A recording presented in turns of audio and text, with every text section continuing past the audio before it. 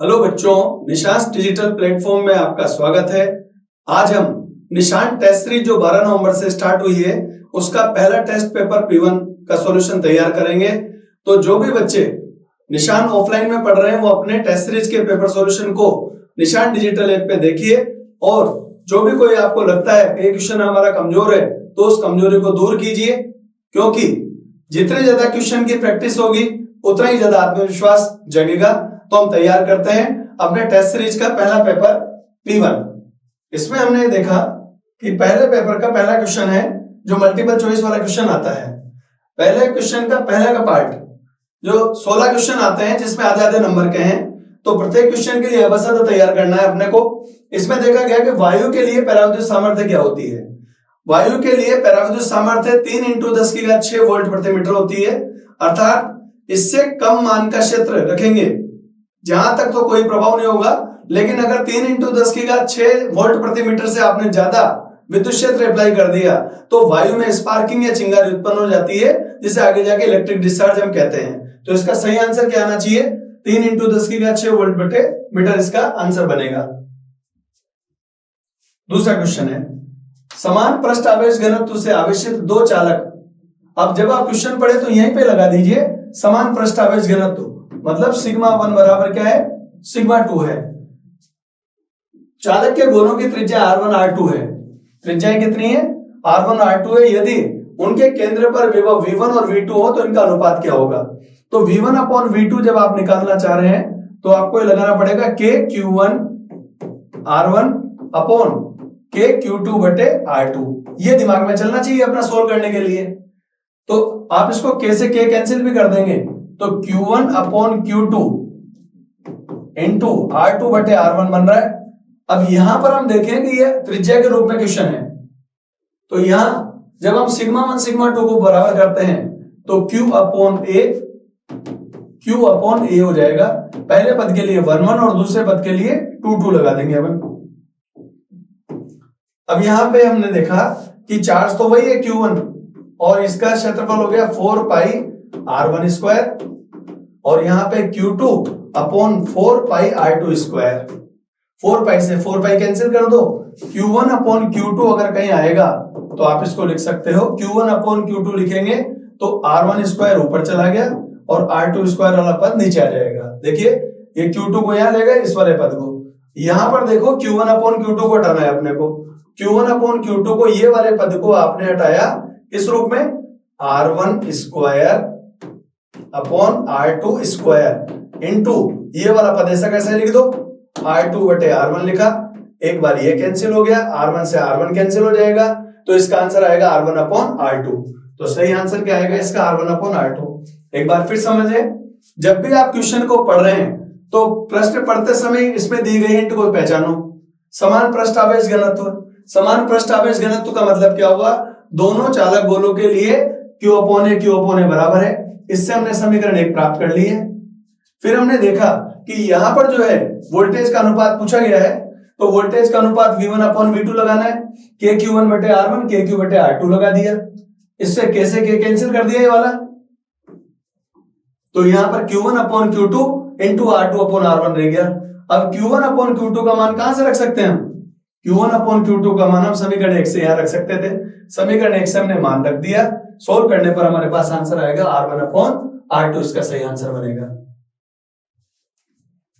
अगला क्वेश्चन देखते हैं, थर्ड क्वेश्चन को देखें तो दिए गए चित्र में संयोजित संधारित्रों के लिए A और B के मध्य तुल्यधारिता का मान ज्ञात करना है। आपको जब भी इस तरह का क्वेश्चन सोल्व करना हो तो आप सबसे पहले यहां ध्यान दो, ये A बिंदु है, ये आपको B बिंदु नजर आ रहा है, और यहां पे हम मान लेते हैं कि कोई C बिंदु है। ठीक, ध्यान से देखें तो ये 5 रेगुलर ऑफलाइन क्लास जो आप पढ़ रहे हो उसमें आपको ये बताया गया कि जब भी 5 संधारित्र 1 2 3 4 और 5 संधारित्र इस प्रकार की संरचना रखते हो तो इसको आप क्या कह सकते हो? इसको हम कह सकते हैं संतुलित व्हीटस्टोन सेतु। ये संतुलित व्हीटस्टोन सेतु। अब संतुलित व्हीटस्टोन सेतु है तो जब आप इसको पूरे को सोल्व करेंगे यहां से यहां तक इस ब्लॉक को, तो इसका आंसर वही आएगा जो इस क्वेश्चन में दे रखा है। तो इसका टोटल आंसर कितना आएगा? 5 माइक्रोफेरेड आ जाएगा। इस पूरे ब्लॉक का आंसर कितना आ गया? 5 माइक्रोफेरेड। ये व्हीटस्टोन सेतु जैसी संरचना है। 5 इसका आंसर है, 5 ये है। तो जब आप इसको आगे सोल्व कर रहे हैं तो 5 इस पूरे ब्लॉक का हो गया, 5 यहां पे हो गया। 5 माइक्रोफेरेड और 5 माइक्रोफेरेड के दो संधारित्र श्रेणी क्रम में है, तो तुल्यधारिता दोनों का गुणा बटे दोनों का योग कर दो। 25/10, 25/10 लिखेंगे तो 2.5। तो इसका सही आंसर क्या बनेगा? 2.5 माइक्रोफेरेड आंसर आएगा। एक बार फिर समझा दूं, 5 संधारित्र इस प्रकार की संरचना में हो तो संतुलित व्हीटस्टोन सेतु होता है। संतुलित व्हीटस्टोन सेतु का आंसर सी के बराबर ही होता है, इसके बराबर। जो क्वेश्चन में मान दे रखा है वही है। तो यहां से यहां तक का हो गया 5, ये 5 एक बार और जुड़ा श्रेणी क्रम में, दो संधारित्र श्रेणी क्रम में है तो दोनों का गुणा बटे दोनों का योग लगा दो। 25/10 करोगे तो 2.5 इसका आंसर बनेगा। आंसर आ गया ब इसका।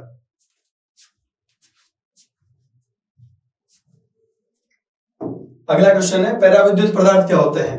पैराविद्युत पदार्थ कुचालक या अचालक होते हैं, जिनमें आवेशवाहक नहीं होते या मुक्त इलेक्ट्रॉन नहीं होते हैं, उनको हम पैराविद्युत अचालक या कुचालक कहते हैं। तो इसमें आंसर पैराविद्युत का दूसरा भाग क्या है, दूसरा नाम क्या कह सकते हैं? अचालक या कुचालक। तो आंसर इसका ब बनेगा। नेक्स्ट है अगला क्वेश्चन, एक वर्ग जिसकी भुजा की लंबाई a दे रखी है, प्रत्येक कोने पर 4 Q आवेश रखे हुए हैं,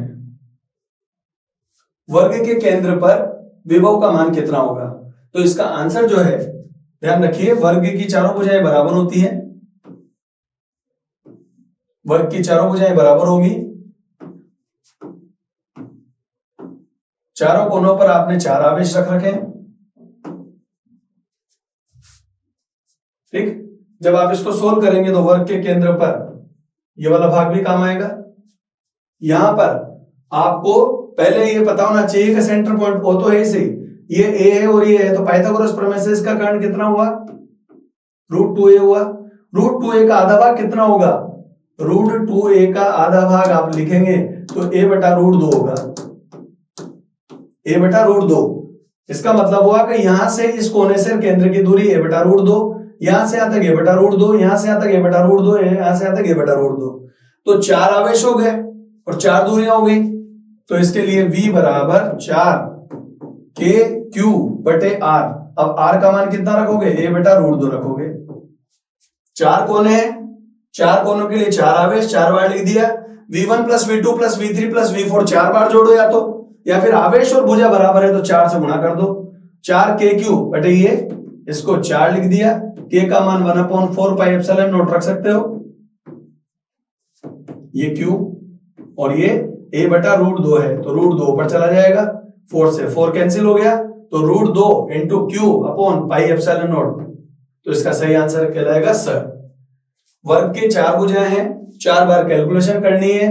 4KQ आवेश ऊपर और भुजा या दूरी नीचे, इसका मान रख दिया, आंसर आ जाएगा स। आंसर है इसका।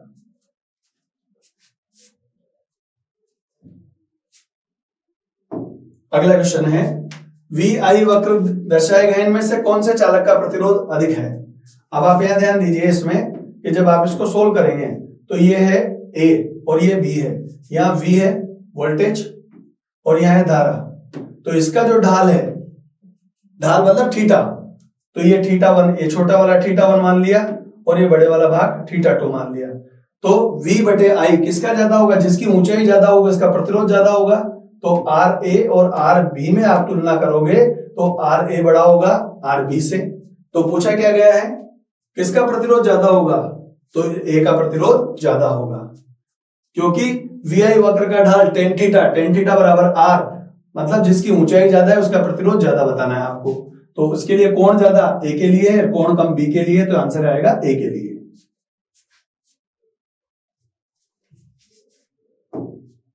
ओम का नियम किन पर लागू नहीं होता? ओम का नियम किन पर लागू नहीं होता?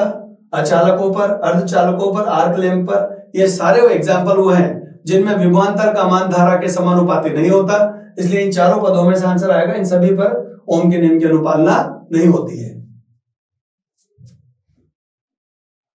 एल्यूमिनियम और जर्मेनियम की बात की जाए, T1 और T2 तो दोनों का टेम्परेचर कम किया जा रहा है। अब एल्यूमिनियम तो क्या हुआ, चालक, और जर्मेनियम क्या हुआ, जर्मेनियम वो अर्धचालक।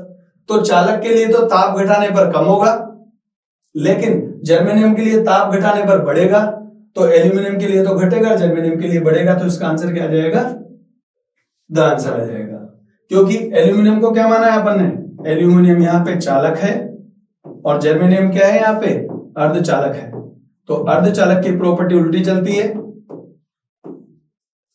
इसलिए प्रतिरोध कम करने पर एल्यूमिनियम के लिए तो घटेगा और अर्धचालक के लिए बढ़ेगा। नेक्स्ट है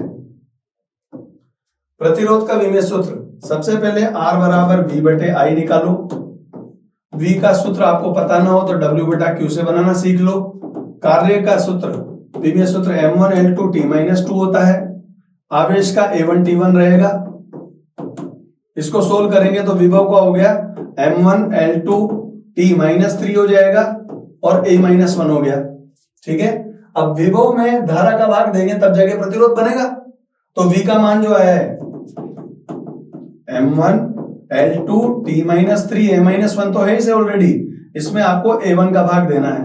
तो M1L2 T-3 A-2 आंसर बन जाएगा। तो M1L2 T-3 A-2 कौन सा ऑप्शन होगा, स आंसर होगा। पहले V का निकालो आंसर। विभव के सूत्र में एक A का मतलब धारा का एम्पियर का भाग दे दो, A-2 आंसर आ जाएगा इसका। तो इसका आंसर है स वाला। किरचॉफ के प्रथम नियम में किसकी अनुपालना होती है, आवेश संरक्षण नियम की अनुपालना होती है। और अगर किरचॉफ का द्वितीय नियम पूछे तो किरचॉफ के द्वितीय नियम में ऊर्जा संरक्षण नियम की अनुपालना होती है।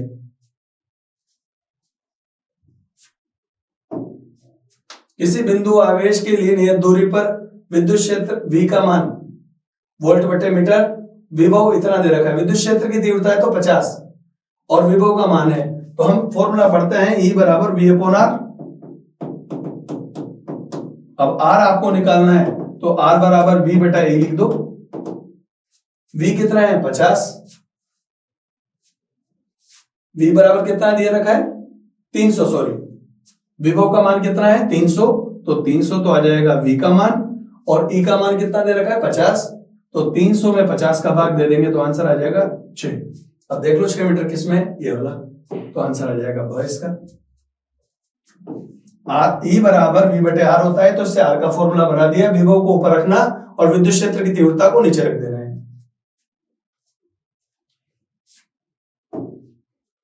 XY निर्देशांकों के लिए 10 माइक्रोकूलम आवेश रखा है। इस पे बिंदुओं के लिए A0 और A बटा रूट 2 के मध्य विभवांतर का मान ज्ञात कीजिए। अब ध्यान रखिएगा जब इस तरह का कोई क्वेश्चन आए तो मूल बिंदु O कहलाता है, ये एक है A0 और एक है दूसरा बिंदु कितना ले रखा है A बटा रूट 2, A बटा रूट 2, A बटा रूट 2। जब आप इनके लिए R1 R2 दूरियां निकालेंगे, R1 R2 दूरियां कैसे निकालते हैं, आपने मैथ्स का फॉर्मूला लिया है तो x2 माइनस x1 का whole square plus y2 minus y1 का होल स्क्वायर, ये लिया हमने।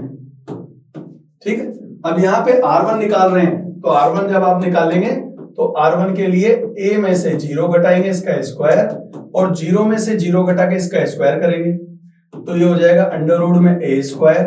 अंडर रूट में A स्क्वायर मतलब वापस A मिल गया, R1 का मान मिल गया आपको A, मतलब मूल बिंदु से और यहां तक की दूरी आपके पास ये आ गई।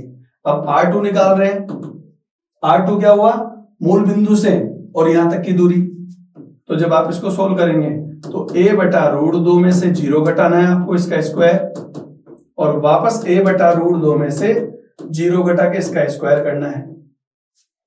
तो इसका स्क्वायर वापस सोल्व करेंगे तो A स्क्वायर अपॉन 2 प्लस में A स्क्वायर अपॉन 2, वापस ऐड होके कितना हो गया A square upon 2, A square upon 2, A square.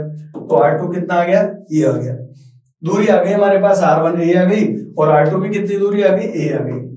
दोनों दूरियां बराबर हैं तो डेल्टा V बराबर KQ बटे A माइनस KQ बटा A, डिफरेंस करोगे तो कितना आ जाएगा 0। इस तरह के क्वेश्चन का आंसर अभी कितना है अपना 0 आंसर आएगा। ध्यान से समझ लो, जब ये दो बिंदु दे रखे हो तो इनकी दूरी आपस में नहीं निकालनी, इनकी दूरी किससे निकालनी है, मूल बिंदुओं से, मतलब यहां से 0 0 से आपको दूरी निकालनी है। ये दूरी r1 है और ये दूरी r2 है। r1 r2 के मान बराबर आ रहे हो तो डेल्टा v बराबर v1 माइनस v2 लगा सकते हो। डेल्टा v बराबर क्या फॉर्मूला लगा सकते हैं, v1 माइनस v2। इसको 2 बार लिख दिया, अंतर आ जाएगा 0। ये आंसर आ गया। इसका आंसर है ब। जो आंसर है इसमें, जिसमें शून्य आ रहा है, इसमें ब आंसर आएगा, 0 आंसर है इसका। नेक्स्ट है ओमीय प्रतिरोध के लिए VI वक्र कैसा होता है। ओमीय प्रतिरोध मतलब जिसमें विभवांतर धारा के समानुपाती हो उसे ओमीय प्रतिरोध कहते हैं। तो इसके लिए V समानुपाती I लिखेंगे आप, V प्रोपोर्शनल I। तो V और I के बीच में ग्राफ सीधी रेखा के रूप में आएगा, तो सरल रेखा इसका आंसर लगा दो। नेक्स्ट है एक तांबे के तार को खींचकर 1% लंबाई में वृद्धि की जाए तो प्रतिरोध में प्रतिशत परिवर्तन क्या होगा। तो प्रतिरोध लंबाई के क्या होता है, समानुपाती कहते हैं वैसे तो, लेकिन जब आप इसमें प्रतिशत परिवर्तन देखोगे तो पहली बात तो लंबाई में वृद्धि करेंगे तो प्रतिरोध बढ़ना ही चाहिए, तो वृद्धि वाला आंसर आएगा। अब 1% या 2% देखें, तार की लंबाई को खींचकर जब आप 1% लंबाई में वृद्धि कर रहे हैं, तो जब भी आप 1% बढ़ा रहे हैं मतलब वहां पर क्या कर रहे हैं, 100 की जगह 101 कर रहे हैं, तो n² गुना चलता है। ध्यान रखिएगा कितना गुना करना है, n² गुना। तो जो पावर 2 आ रही है, n² की पावर कितनी है, 2। तो आप डायरेक्ट क्या है, परसेंटेज में अगर लिखो तो इसका डायरेक्ट ट्रिक भी लगा सकते हो, delta r upon r, n² की पावर 2 है, डेल्टा l अपॉन l। वृद्धि होनी है 2, 1% इसका चेंजेज है, तो 2 इंटू 1% करोगे तो कितना परसेंट आ जाएगा, 2%। तो 2% वृद्धि लिख सकते हो। और दूसरा मेथड r2 माइनस r1 बटे r1, तो L2 का स्क्वायर माइनस L1 का स्क्वायर अपॉन L1 का स्क्वायर इंटू 100 करेंगे, तब भी आंसर कितना परसेंट आता है, 2। और ट्रिक से n² वाले पद में पावर 2 है, 2 को आगे कुदा दो, और डेल्टा L अपॉन L का 1% है, तो 2 इंटू 1%, यहां पर आंसर आ जाएगा 2%। अब लंबाई बढ़ रही है इसलिए आंसर क्या बनेगा, वृद्धि, तो आंसर आ गया वृद्धि। और बाकी रेगुलर क्लास जो आपको बताइए निशान ऑफलाइन में, उसमें r2 minus r1 upon r1 into 100% वाला फॉर्मूला मैंने करवा रखा है आपको, तो ट्रिक से कर लेंगे तो आंसर आएगा 2%। एक प्राथमिक सेल का विभवांतर विद्युत वाहक बल इतना है, इस सेल को जब लघुपतित शॉर्ट सर्किट कर देते हैं तो क्या बन रहा है, 4 एम्पीयर की धारा प्रवाहित हो रही है, तो सेल का आंतरिक प्रतिरोध कितना होगा। तो सेल का आंतरिक प्रतिरोध R बराबर, वैसे तो क्या होता है, कुल प्रतिरोध बराबर R प्लस R बराबर E अपॉन I होना चाहिए था, ठीक है। शॉर्ट सर्किट करने की वजह से क्या होगा, कैपिटल R को 0 कर देंगे, तो ये R बराबर नया फॉर्मूला बन जाएगा E अपॉन I।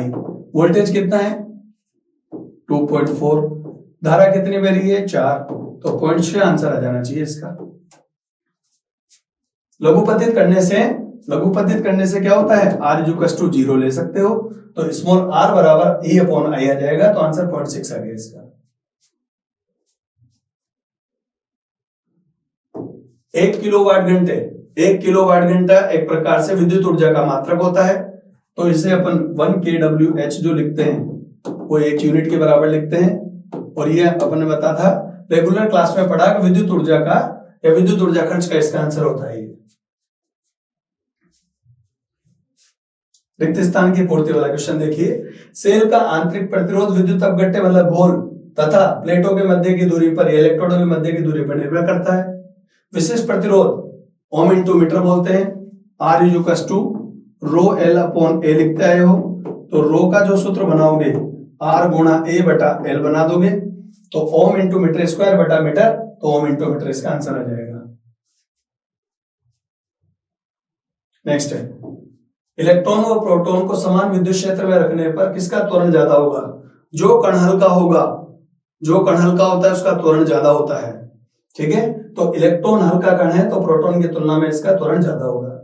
एकल धनावेश के कारण विद्युत क्षेत्र की तीव्रता है त्रिज्यीय बाहर की ओर, क्या बोलेंगे, त्रिज्यीय बाहर की ओर, मतलब जैसे धनावेश बनाया इससे बल रेखाएं बाहर की ओर खींचेंगे ऐसे, तो इसका लिखा जाता है, व्याख्या कैसे करेंगे, बहिर्मुखी मतलब बाहर की ओर बोला जाता है, त्रिज्यता बाहर की ओर, आंसर आएगा बहिर्मुखी या बाहर की ओर लिख सकते हैं। नेक्स्ट है विद्युत द्विध्रुव को क्षेत्र की दिशा से 90 डिग्री अगर घुमाएंगे तो 90 डिग्री घुमाने में किया गया कार्य कितना होता है। कार्य का सूत्र हमने पढ़ा था, Pe cos θ1 माइनस cos θ2। ये सूत्र होता है Pe cos θ1 माइनस cos θ2। ठीक, अब आप यहां पे 90 डिग्री अगर काम में ले रहे हैं, कहां से, विद्युत क्षेत्र की दिशा से, मतलब 0 डिग्री से कहा 90 डिग्री ले जाएंगे, तो ये P हो जाएगा cos 0 डिग्री माइनस cos 90 लिख दो। cos 90 की वैल्यू तो 0 हो जाएगी, तो P cos 0 का मान 1, तो आंसर आ जाएगा Pe। ये आंसर आ जाएगा इससे। संधारित्र की प्लेटों के बीच में पराविद्युत पदार्थ भर देते हैं, तो आपको बताया था पराविद्युतांक रख देने पर धारिता k गुना बढ़ जाती है, अर्थात आंसर आएगा बढ़ जाती है। अगला क्वेश्चन है, किरचॉफ के नियम अनुसार विद्युत परिपथ की किसी संधि पर मिलने वाली समस्त धाराओं का बीजीय योग कितना होगा, हमेशा शून्य। हम पढ़ते हैं सिग्मा i इक्वल कितना होगा, 0। कुल धारा का मान 0 होता है। विद्युत धारा किस प्रकार की राशि है, अदिश राशि है। नेक्स्ट है, विद्युत ऊर्जा घनत्व का मान 1/2 एप्सिलॉन नॉट ई स्क्वायर होता है। इसको प्रूव करने के लिए रेगुलर ऑफलाइन क्लासों में मैंने बताया आपको कि ऊर्जा का सूत्र लगाना 1/2 CV स्क्वायर। C का मान A epsilon not upon D रखते हैं और V का मान E अपॉन D रखोगे। इन दोनों पदों को रख के एकांक आयतन के लिए ऊर्जा घनत्व जो बनता है, एकांक आयतन के लिए जो ऊर्जा का मान बनता है 1/2 एप्सिलॉन नॉट E स्क्वायर बनता है। ये बुकलेट में भी दे रखा है, जो निशान कोचिंग की जो बुकलेट है उसमें भी ऊर्जा घनत्व वाला क्वेश्चन है। मैंने इसको डायरेक्ट रिक्त स्थान वाला क्वेश्चन बना के आपको दे दिया। व्हीटस्टोन सेतु की संतुलित अवस्था में क्या होता है, P upon Q equal to क्या होगा, R अपॉन S होगा, तो आंसर आएगा R अनुपात S। थर्ड क्वेश्चन है, थर्ड क्वेश्चन में देखो, निम्नलिखित के लिए उत्तर देना है अपने को। यहां से जो धारा चली, यहां से 0.7 और यहां से धारा चल रही है 1.2, तो यहां तक कितनी पहुंचेगी, 1.9 पहुंचेगी। 1.9 में से 0.8 चला गया इधर की तरफ, 1.9 में से 0.8 घटा दो, ठीक है, फिर 0.1 और घटा दो, ठीक, तो आंसर कितना बचेगा रिमेनिंग, 1.9 में से 0.9 फिर घटा दिया, 1 एम्पियर आंसर आ जाना चाहिए इसका। तो किरचॉफ के प्रथम नियम को काम में लेंगे, आंसर आएगा 1 एम्पियर। आने वाली धाराएं प्लस और बाहर जाने वाली धाराएं माइनस मान लीजिए। व्हीटस्टोन सेतु से संचयक सेल का आंतरिक प्रतिरोध क्यों नहीं ज्ञात कर सकते, क्योंकि सेल का आंतरिक प्रतिरोध 1 ओम से कम माना जाता है या प्राप्त होता है, तो ये इसकी रेंज में नहीं आता, इसलिए इसका मापन संभव नहीं है। उपांत्य प्रभाव क्या होता है, जब दो समान परंतु विपरीत आवेशित घनत्व वाली चालक प्लेटों को एक दूसरे के समीप रखते हैं तो उनके मध्य विद्युत क्षेत्र तो बनेगा ऐसे, लेकिन उनके किनारों पर क्या होगा, क्षेत्र रेखाओं में प्रतिकर्षण ज्यादा हो जाता है। दो प्लेटें हैं तो इनके किनारों पर जो है ना प्रतिकर्षण ज्यादा हो जाएगा। प्रतिकर्षण ज्यादा होने से ही क्या है कि सीधी रेखा की जगह ये मुड़ जाएंगे। इनके अभिविन्यास में चेंज आना ही क्या कहलाता है, उपांत्य प्रभाव कहलाता है। तो ये सीधी रेखा की जगह जो मुड़ा हुआ, इसको अपन कहते हैं उपांत्य प्रभाव।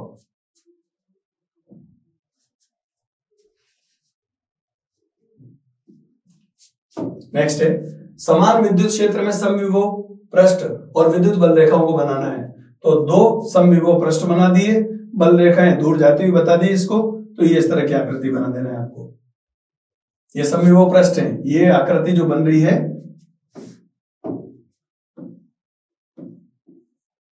ये दो समविभव पृष्ठ हैं ऐसे, इनके लिए बल रेखाएं ये दूर जाते हुए बता देना, यहां से जाते हुए ये बल रेखाएं जा रही है और ये बल रेखाएं जा रही है। इस तरह का चित्र बना दीजिए।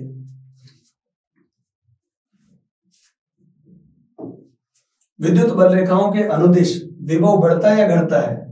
अगर विद्युत बल रेखाओं की दिशा में आप ले जा रहे हो तो प्रतिकर्षण के कारण क्या है, वैल्यू कम हो जाएगी कार्य की, तो घटता है। और अगर उसके विपरीत दिशा में लाओगे तो कार्य अतिरिक्त करना पड़ता है आपको, तो क्षेत्र रेखाओं के विपरीत अगर लाओगे तो कार्य बढ़ेगा, विभव बढ़ता है, और क्षेत्र रेखाओं की दिशा में आप चल रहे हो तो विभव की वैल्यू कम होती है।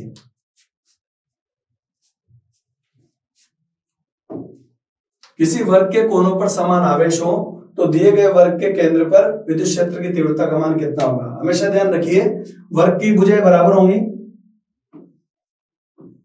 भुजाएं बराबर हैं। यहाँ पे आवेश हमने चारों आवेश बराबर रख रखे।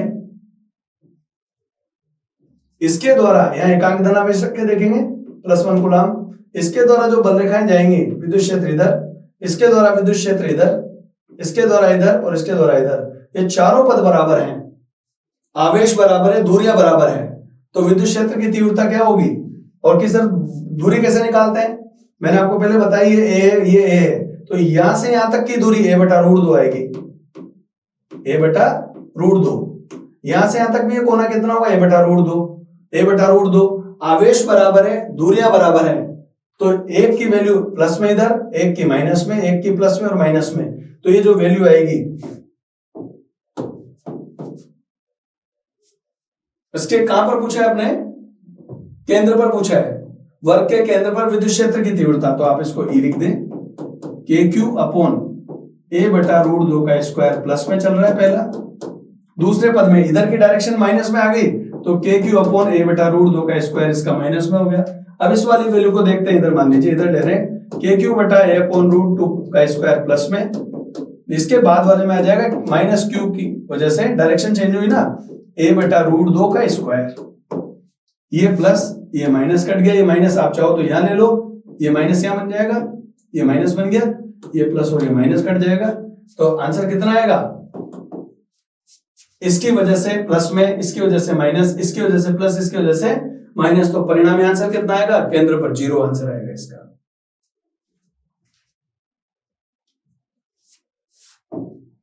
आवेश की क्वांटम प्रकृति को किस प्रकार से, मिलिकन के तेल बूंद प्रयोग के आधार पर आवेश का क्वांटीकरण जो सिद्ध किया था, Q बराबर ±NE, कि आवेश इलेक्ट्रॉन का पूर्ण गुणज होता है, तो प्रैक्टिकल का नाम आया तो मिलिकन का तेल बूंद, और सूत्र पूछे तो Q बराबर ±NE, ये क्वांटीकरण में।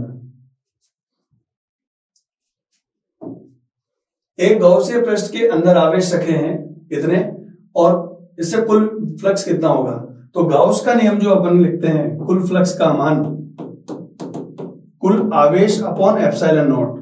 अब कुल आवेश कैसे निकालोगे, 3Q माइनस के 2Q प्लस के Q और प्लस के 2Q, ठीक है, ये माइनस का 2Q और ये प्लस का 2Q तो कट गया, Q और 3Q जुड़ के कितने हो गए 4Q, तो इसका आंसर आ जाएगा 4Q अपॉन एप्सिलॉन नॉट, ये आंसर लिख रहा है।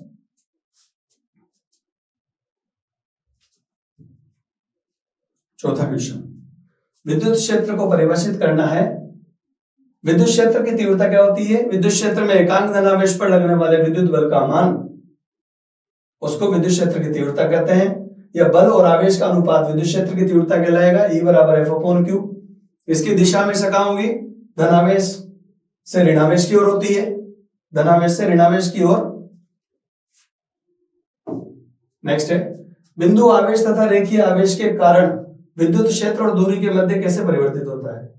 बिंदु आवेश के लिए विद्युत क्षेत्र की तीव्रता में पढ़ते हैं, बिंदु आवेश के लिए विद्युत क्षेत्र की तीव्रता आपने पढ़ी है KQ/R²।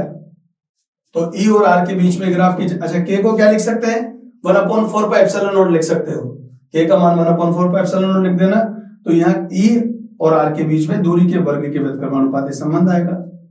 इसमें और क्या पूछा इन्होंने, रेखीय आवेश, रेखीय आवेश मतलब तार, तार के लिए ट्रिक बताई थी पढ़ाते समय, तार के लिए R आएगा, ट्रिक बताई थी तार के लिए R, फिर बोल रहा हूं तार के लिए R आएगा, तो E का मान R के व्युत्क्रमानुपाती आ जाएगा, ये पूछा हुआ है इसमें। नेक्स्ट क्वेश्चन, विद्युत द्विध्रुव से आप क्या समझते हैं, दो उदाहरण दो। वह निकाय जिसमें दो समान परिमाण और विपरीत प्रकृति के आवेश एंगस्ट्रॉम की निश्चित दूरी पर रखे हुए हों, उस निकाय को हम द्विध्रुव कहते हैं। इसके आवेश HCl, NaCl, H2O, KCl, इनके उदाहरण लिखे जा सकते हैं। नेक्स्ट है, एक विद्युत द्विध्रुव जिसकी लंबाई 4 सेंटीमीटर है को एक समान विद्युत क्षेत्र 10⁴ न्यूटन बटे कूलम विद्युत क्षेत्र की तीव्रता 30 डिग्री पर रखने पर इतने न्यूटन इंटू मीटर का बल लगता है। 9 इंटू 10⁻²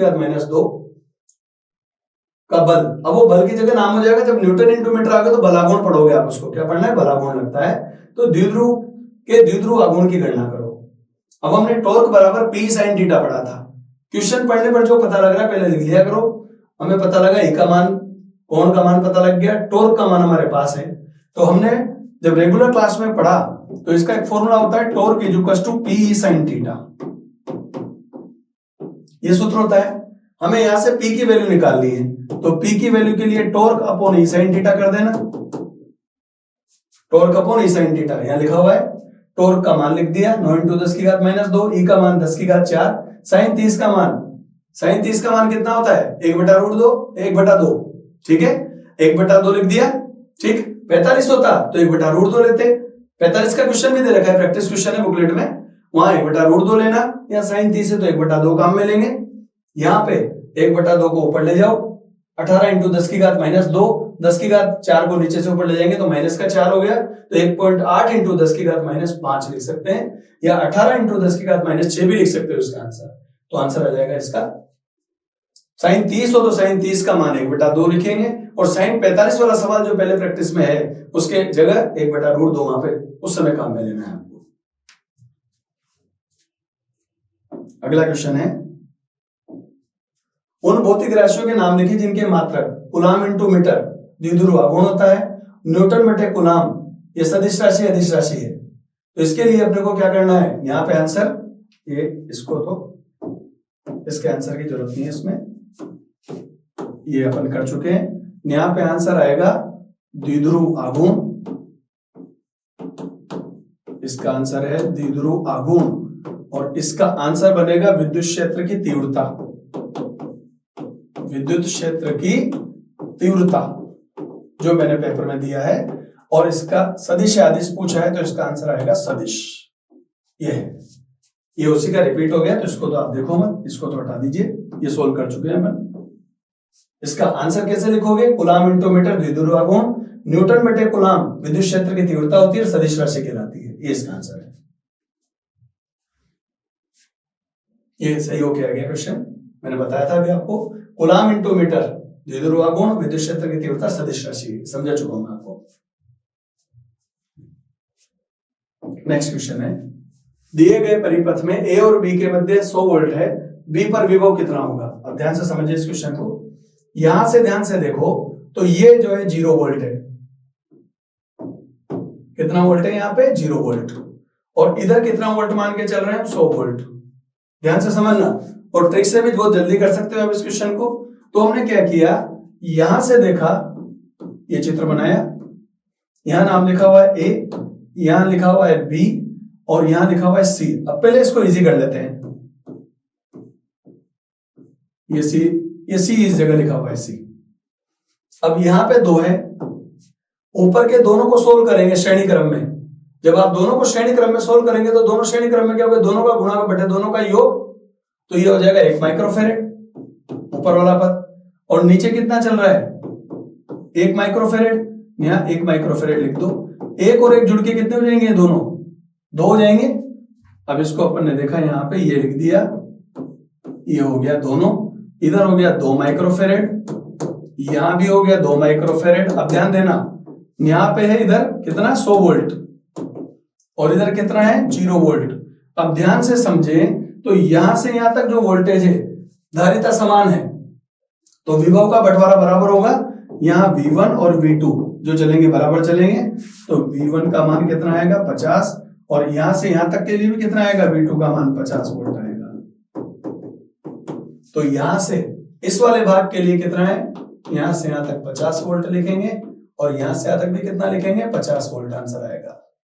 रेगुलर आंसर देखना है तो जो अपनी बुकलेट है उस बुकलेट का क्वेश्चन है ये, उससे आप आंसर शीट मिला सकते हैं। मैंने बता दिया आपको, पहले आप इसको इजी कर लो। ये कितना हो गया, ये 2 हो गया, 1 और 1 जुड़ के कितना हो गया 2। यहाँ पे ये A लिखा हुआ है, यहाँ B आपने जो माना है वो हो गया, और C वाला बिंदु ये हो गया। जिसको भूसंपर्कित किया होता है अर्थिंग, जहां पर वो संपर्कित कर रखा होता है वहां पर 0 वोल्ट मानते हैं। तो यहाँ कितना 0 वोल्ट, ये 0 वोल्ट मान लिया, तो ये 0 वोल्ट है, इधर 100 है। समान आवेश है तो वर्गीकरण कितना होगा विभव का, समान रूप से V1 बराबर V2, तो इधर 50 हो गया और इधर 50 हो गया, तो इसका आंसर आएगा 50 वोल्ट। इसका आंसर भी 50 वोल्ट और इसका आंसर भी कितना आएगा 50 वोल्ट। तो हम क्या कह सकते हैं, इधर 0 वोल्ट है और यहाँ 50 आ रहा है, 50 वोल्ट, तो बी बिंदु पर कितना बोलेंगे, बी बिंदु पर विभव का मान 50 वोल्ट होगा। ये आंसर है इसका।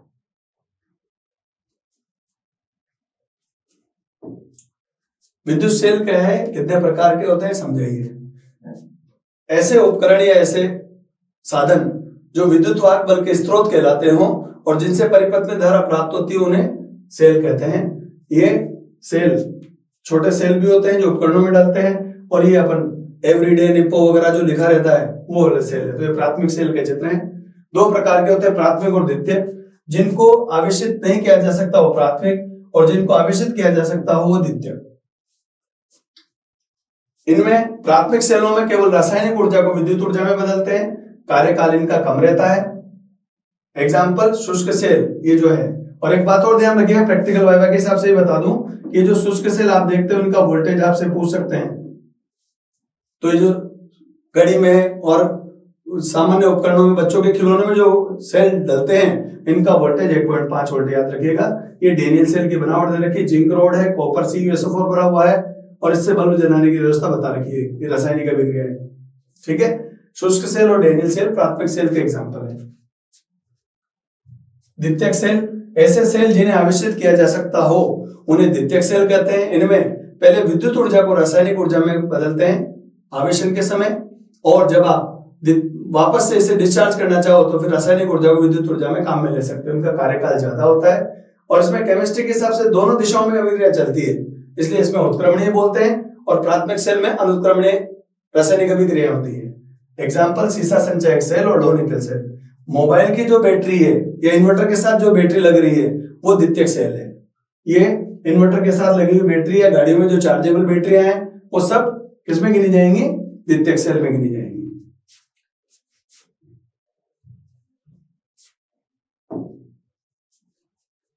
एक समांतर प्लेट संधारित्र की प्लेटों के बीच दो पैराविद्युत इस प्रकार से भरे हैं। आप ध्यान से देखना, इसमें दो पैराविद्युत इस प्रकार से भरे हैं, इनका क्षेत्रफल आधा हो रहा है, a/2 और a/2।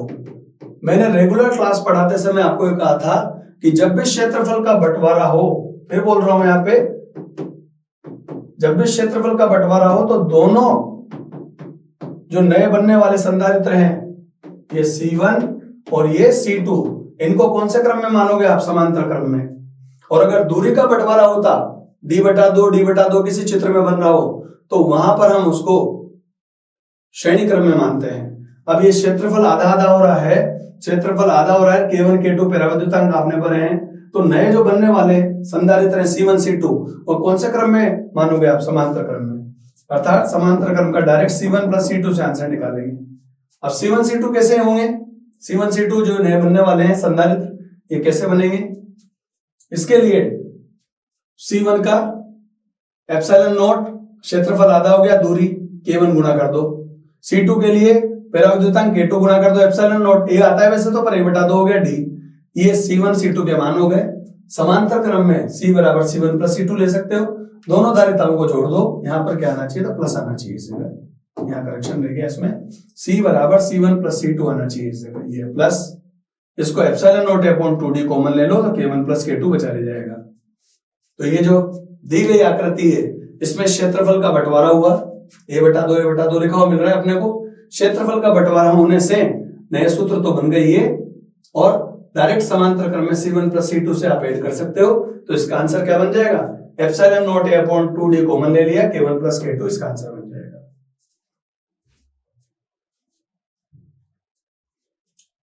नेक्स्ट क्वेश्चन है, विद्युत क्षेत्र E और V में संबंध बताओ।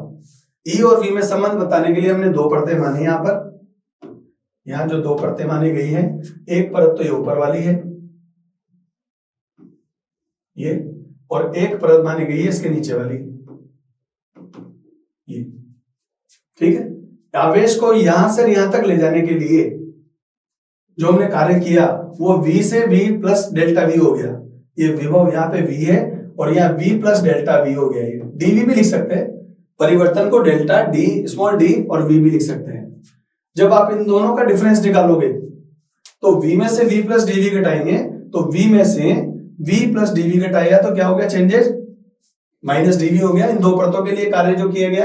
अब e डॉट dl लिख देंगे विभव को, e डॉट dl लिख दिया, ये माइनस dv के बराबर आ रहा है तो e को यहाँ छोड़ दो, e को यहाँ छोड़ देंगे तो dl ऊपर चला गया, नीचे सॉरी बटे में चला गया, ये तो यही रहा ऊपर माइनस dv और ये माइनस dl। अब यहाँ पर जो मैंने रेगुलर क्लास में पढ़ाया था बच्चों को भी कहा कि ऐसा भी लिख सकते हो आप इसको, ये भी सही है।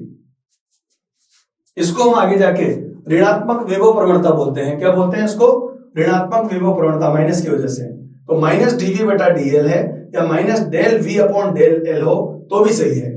इसको समझाने के लिए दो परतें बनाएंगे आप, इसका वोल्टेज v, इसका voltage v plus dv, a से b जाने की स्थिति में, और ये विभव कैसे समविभव पृष्ठ मान के चल रहे हैं इसको।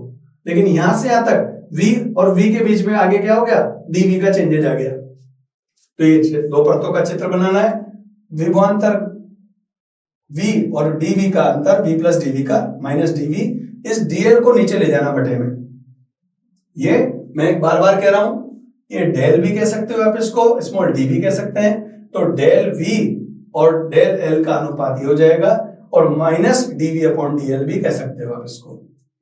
ऋणात्मक विभव प्रवणता का मान विद्युत क्षेत्र की तीव्रता के बराबर होता है।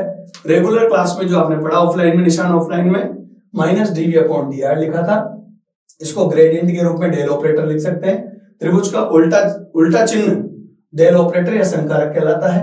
इसका मतलब क्या होता है, I cap D upon D X, J cap D upon D Y, K cap D upon D Z. मतलब 3 बार आपको अवकलन करना है, I cap J cap K cap गुणांक लगाने हैं और v से मल्टीप्लाई कर दोगे। यहाँ v विभव है, ध्यान देना, v क्या कहलाता है, विभव। तो ये dv upon dx, dv upon dy और dv अपॉन dz करना है आपको। आई cap J cap K cap से गुणा करना है और यहाँ पे विद्युत क्षेत्र की तीव्रता जब लिखो तो माइनस चिन्ह आता है। मैं दोबारा लिख देता हूं, विद्युत क्षेत्र की तीव्रता माइनस आई कैप dv अपॉन dx, जे कैप dv अपॉन dy और के कैप dv अपॉन dz होना चाहिए। ये विद्युत क्षेत्र की तीव्रता और विभव में संबंध आ गया हमारे। नेक्स्ट क्वेश्चन है, दो आवेश है 5 × 10⁻⁸ और दूसरा आवेश है -3 × 10⁻⁸ कूलाम के दो आवेश है। एक दूसरे से दूरी कितनी है, 16 सेंटीमीटर। यहां से 16 सेंटीमीटर टोटल। अब इस कोने से आप यहां से x मान रहे हो तो शेष कितना रह जाएगा, 16 - x रह जाएगा। जब दोनों आवेशों के बीच में बैलेंस करना हो तो तीसरा परीक्षण आवेश यहां रख के देख सकते हैं इस जगह। बैलेंस कंडीशन में क्या होगा, इनका विभव v1 यहां से यहां तक जो विभव मानोगे वो v1 मानना इधर और ये इधर v2 मानना। ठीक है, आवेश कितना है, 5 × 10⁻⁸ ये वाला आवेश, और ये आवेश इधर कितना है, -3 × 10⁻⁸। यहां से यहां तक की दूरी कितनी मानी है अपन ने, x, और यहां से यहां तक की दूरी 16 - x। ध्यान देना एक बात, अगर दोनों आवेशों के बीच में रख रहे हो तो बैलेंस कंडीशन में दूरी लेना 16 - x, और इसके बाहर की जब गणना करो आप, जो मैंने बुकलेट में, जो निशान फिजिक्स की जो बुकलेट है अपने, उसमें एक बाहर वाला क्वेश्चन भी पूछा हुआ है। अगर बाहर करेंगे गणना तो यहाँ x - 16 से करनी होती है वो गणना, अलग से क्वेश्चन है वो। अब इसको सोल्व करने के लिए क्या करेंगे अपन, यहाँ पे v1 और v2 दोनों को बराबर कर देते हैं। kq/r यहां से यहां तक की दूरी और kq/r यहां से यहां तक की दूरी। ये v1 - v2, आप इसको अगर ऐसे देखें तो ये लिखा हुआ है जैसे पहले v बराबर v1 - v2। ठीक है, इसको किसके बराबर करके चल रहे हैं, कि सर ये अंतर नहीं कर रहे, तो आप चाहो कि सर मैं चिन्ह आवेश का बाद में लूंगा तो आप सबसे पहले इसमें आप प्लस लगा देना, के आवेश पहला दूरी प्लस। अब ये माइनस क्यों आएगा, क्योंकि आप ये जो आवेश ले रहे हो ना, -3 था, प्रश्न में जो दे रखा है -3 × 10⁻⁸ है, तो ये माइनस यहाँ प्लस है, वैसे तो ये माइनस क्या हो जाएगा, माइनस बना देगा इसको। बराबर 0 चल रहा है, इसको इधर ले जाओ। जब आप इसको इधर ले जाएंगे तो माइनस वाली वैल्यू क्या हो जाएगी, प्लस में हो जाएगी। के से के कट जाएगा, 10 की घात से 10 की घात कट जाएगी, ये हो गया 5, ये तो कैंसिल हो ही गया था देखो बराबर जाने पर, ये उधर जब बराबर के ले गए तो कट गया ना, तो यहाँ वज्र गुणा कर दो, वज्र गुणा करने पर 80 बराबर 8x आ रहा तो x बराबर 10 आ गया। और जब आप ये भीतर की गणना नहीं कर रहे, ध्यान देना, भीतर की गणना नहीं करके बाहर की गणना करना चाह रहे हो कि तीसरा आवेश कहां रखें, तो x माइनस 16 से करोगे तो उसका आंसर फिर बदल जाता है। अभी तो इसमें अंदर बाहर कुछ नहीं पूछा, तो आप सामान्य गणना बोर्ड में जो करोगे दोनों आवेशों के बीच में तीसरा आवेश मध्य में रखेंगे, आंसर कितना आएगा 10 सेंटीमीटर। टोटल 16 सेंटीमीटर की दूरी थी, तो यहां से 10 सेंटीमीटर रखोगे या इधर से 6 रखोगे तो बैलेंस कंडीशन मिल जाएगी आपको।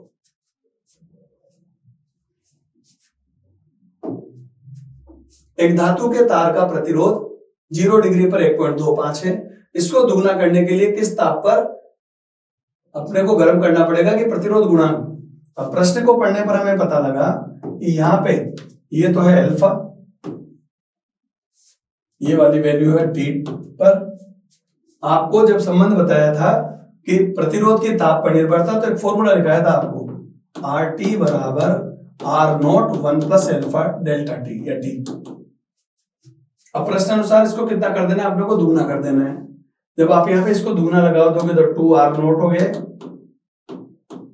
1 plus alpha T, R not से आर नॉट कट जाएगा, 2 बराबर 1 प्लस 2 बराबर हो गया 1 प्लस एल्फा टी चल रहा है, ये एल्फा टी बराबर 2 में से 1 घटा देना है इधर ले जाके, तो एल्फा टी बराबर 1 हो गया। अब अपने को मान किसका निकालना है, किस ताप पर, टेम्परेचर निकालना है ना, तो यहां से टी का मान 1 बटा एल्फा के बराबर हो जाएगा। प्रतिरोध की ताप पर निर्भरता बताइए आपको रेगुलर उसमें, ये इसको दुगना कर दिया, इसको ले जाके 1 2 माइनस 1 कर दिया, ये हो गया एल्फा टी बराबर 1 मिल गया अपने को। तो यहाँ पे टी की वैल्यू 1 अपॉन एल्फा बन गई। एल्फा 1 में एल्फा का भाग दे दो, ये वाली वैल्यू डायरेक्ट सूत्र में भी आ रहा है यहाँ पे, और मैंने जो सोल्व किया है उसके हिसाब से टी बराबर 1 अपॉन एल्फा, एल्फा का मान रख दो, आंसर आ जाएगा 266.67 डिग्री सेंटीग्रेड आंसर आ जाएगा इसका।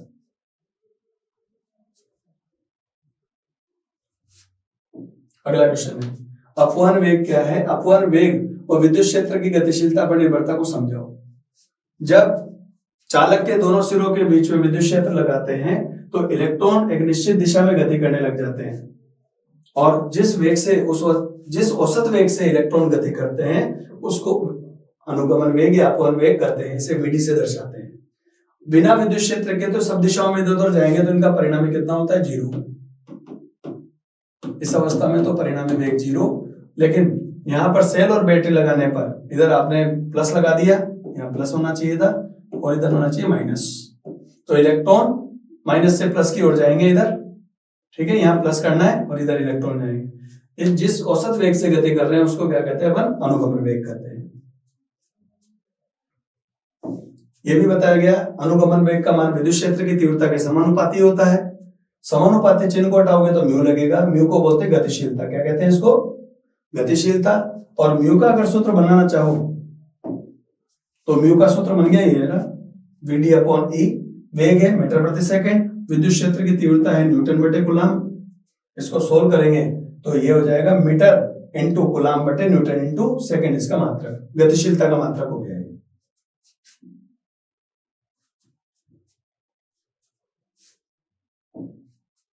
1 ओम को परिभाषित करना है तो आप ये ध्यान रखिए, V बराबर आई आर रखो, R का मान V बटे आई। किसी तार में 1 एम्पीयर की धारा प्रवाहित करने पर 1 वोल्ट का विभवांतर उत्पन्न होता हो तो प्रतिरोध का मान 1 ओम के बराबर होगा। ठीक है। सेकंड क्वेश्चन क्या पूछा था, किसी विद्युत अपघट्य की विशिष्ट चालकता ताप की वृद्धि पर क्या प्रभाव पड़ता है। ताप बढ़ाएंगे तो आयनों की संख्या और उनकी गतिशीलता बढ़ने के कारण प्रतिरोधकता घटेगी और उसकी विशिष्ट चालकता क्या होगी, बढ़ जाएगी। चालकता तो बढ़ेगी और विशिष्ट प्रतिरोधकता मतलब रो का मान कम होगा और सिग्मा का मान बढ़ जाएगा। ये आंसर है इसका। 15वां क्वेश्चन, विद्युत द्विध्रुव आघूर्ण को समझाओ। विद्युत द्विध्रुव से उत्पन्न विभव के मान की गणना करनी है और अक्ष पर और निरक्ष पर इनके वैल्यू बतानी है। सिद्ध भी करना है कि विभव पर निरक्ष पर 0 हो जाता है। तो द्विध्रुव, विद्युत द्विध्रुव क्या बताया था, जब 2 समान परिमाण के आवेश, ध्यान देना बड़े क्वेश्चन है तो ध्यान से समझेंगे, 2 समान परिमाण और विपरीत प्रकृति के आवेश एक दूसरे से निश्चित दूरी पर हों और वह दूरी भी कितनी होती है एंगस्ट्रॉम में, तो इस बनने वाले निकाय को क्या कहते हैं, हम द्विध्रुव कहते हैं। और द्विध्रुव आघूर्ण क्या है? द्विध्रुव आघूर्ण है आवेश के परिमाण एवं उनके मध्य की दूरी के गुणनफल को द्विध्रुव आघूर्ण कहते हैं और इसको P से दर्शाते हैं। द्विध्रुव तो प्लस माइनस है, ये डाइपोल, दो पोल है प्लस क्यू और माइनस क्यू, और आवेश का परिमाण और उनके मध्य की दूरी के गुणनफल को क्या कहते हैं? द्विध्रुव आघूर्ण कहते हैं। इसका मात्रक कूलाम इंटू मीटर होगा। और एक बात और ध्यान रखिए, इसकी दिशा हमेशा विद्युत क्षेत्र के विपरीत चलती है। विद्युत क्षेत्र इधर जा रहा है तो P की दिशा इधर आएगी।